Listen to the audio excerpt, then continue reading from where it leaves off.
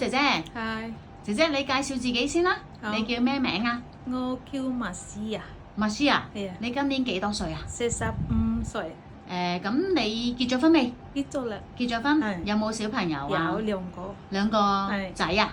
兩個仔，兩個仔幾多歲啊？佢哋第一係20歲，跟住第二係14歲，第二個14歲。係， OK，你喺香港做咗幾多年啊？我做十年，做咗10年。係，照顧啲咩人啊？都係照顧老人家，全部都係照顧老人家係咪啊？係，咁你之前第一個僱主做咗4年啦，係，照顧老人家。係，跟住第二個僱主咧就都係做咗4年， 4年，係咪啊？係咁就照顧唔係照顧先生太太，係，就買餸煮飯清潔嗰啲嘅。係，咁而家呢一個僱主咧就係照顧婆婆，係，即係話咧香港一共有3個僱主，係咪？係。咁喺而家照顧婆婆有幾多個人啊？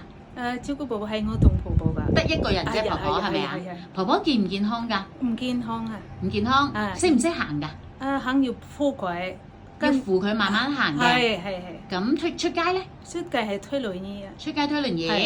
咁要唔要幫婆婆沖涼啊？有婆婆沖涼嘅，幫佢換尿片咧？係有，有之前有嘅，因為佢1年多喺醫院做半年，因為佢學邊嗰啲跌倒嘛，要做手術，跟住佢唔識起身，係我幫佢換尿片，幫佢去廁所，跟住沖涼，跟住要幫佢行。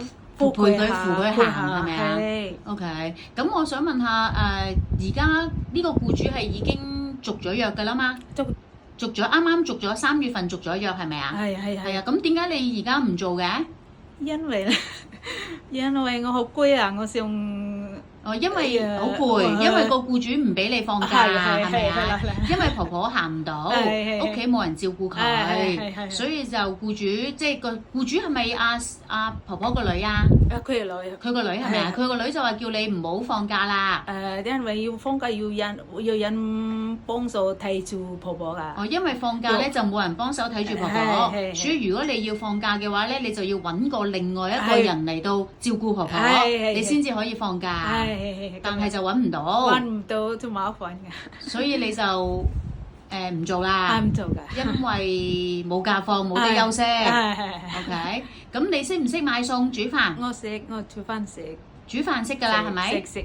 全部中國餸都識煮㗎啦。食。煲湯、滾湯、蒸魚、蒸魚、炒菜，全部都識㗎啦，係咪？街市買餸咧？街市買餸都可以㗎。